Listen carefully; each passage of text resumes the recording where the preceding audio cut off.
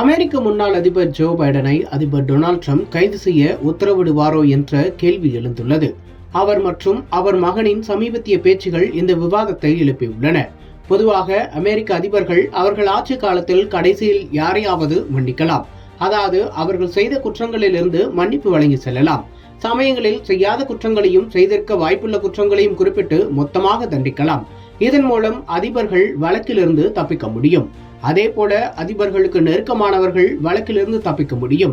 மேலும் சில சமயங்களில் பழிவாங்கும் நடவடிக்கையாக புதிய அதிபர்கள் செயல்படுவதையும் தடுக்க முடியும். அந்த வகையில் முன்னாள் அதிபர் ஜோ பைடன் நேற்று கடைசி நிமிடத்தில் முக்கியமான நபர்களுக்கு மன்னிப்பு வழங்கினார்.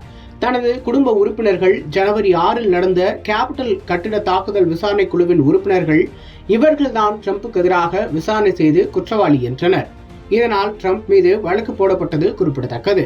இந்த குழுவின் முன்னாள் தலைவர் மார்க் மில்லி, தேசிய ஒவ்வாமை மற்றும் தொற்று நோய்கள் நிறுவனத்தின் முன்னாள் இயக்குனர் அந்தோனி பவுச்சி மற்றும் முன்னாள் குடியரசுக் கட்சியின் காங்கிரஸ் தலைவர் லிஸ் செனி ஆகியோருக்கு ஜோ பைடன் மன்னிப்பு வழங்கியுள்ளார். அதோடு தனது குடும்ப உறுப்பினர்கள் எல்லோருக்கும் அவர் மன்னிப்பு வழங்கி உத்தரவு பிறப்பித்துள்ளார். தனது சகோதரர் ஜேம்ஸ் பைடன், ஜேம்ஸின் மனைவியான சாரா ஜோன்ஸ் பைடன், அவரது தங்கை வலேரி பைடன் ஓன்ஸ், வலேரியின் கணவர் ஜான் டி ஓவன்ஸ் மற்றும் அவரது சகோதரர் பிரான்சிஸ் பைடன் ஆகியோருக்கு முழுமையான மன்னிப்பு வழங்கி பைடன் உத்தரவிட்டுள்ளார். அமெரிக்கர்கள் பலரையும் பைடனின் இந்த நடவடிக்கை கடுப்பாக்கியுள்ளது. இந்த நிலையில்தான் அமெரிக்காவின் முன்னாள் அதிபர் ஜோ பைடனை அதிபர் டொனால்ட் ட்ரம்ப் கைது செய்ய உத்தரவிடுவாரோ என்ற கேள்வி எழுந்துள்ளது.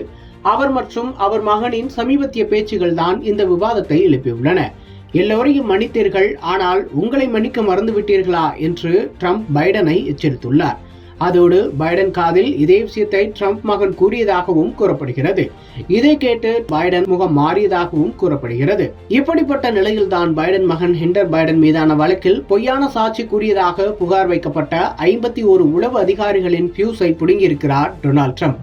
ஒபாமா ஆட்சி காலத்தில் துணை அதிபராக இருந்த பைடன் செய்த முறைகேடு தொடர்பான ஆவணங்கள் பைடன் மகன் ஹண்டர் பைடன் லேப்டாப்பில் இருந்ததாக புகார் வைக்கப்பட்டதே இந்த வழக்கின் பிரதானம்.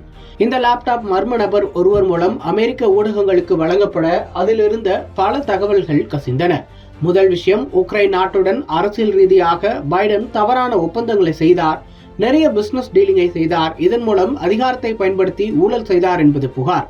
அதோடு ஹண்டர் பைடன் அந்த கணினியில் சிறுமிகளின் அந்தரங்க வீடியோக்களை வைத்திருந்தார் என்றும் பல சிறுமிகளின் பெரிய தலைவர்களின் வீடியோக்கள் இருந்ததாகவும் புகார் வைக்கப்பட்டது. இந்த வழக்கில் அந்த லேப்டாப் ஹண்டர் பைடனுடைய லேப்டாப் என்பது உறுதி செய்யப்பட்டது. ஆனால் பைடன் செய்த முறைகேடு தொடர்பான ஆவணங்கள் அதில் இல்லை.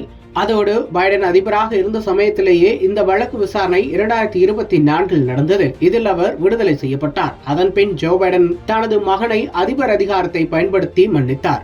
அமெரிக்க அதிபராக இருக்கும் ஒருவர் ஆட்சியை விட்டு செல்லும் முன் பொதுவாக சில குற்றவாளிகளை தண்டிக்க முடியும் என்பதும் குறிப்பிடத்தக்கது.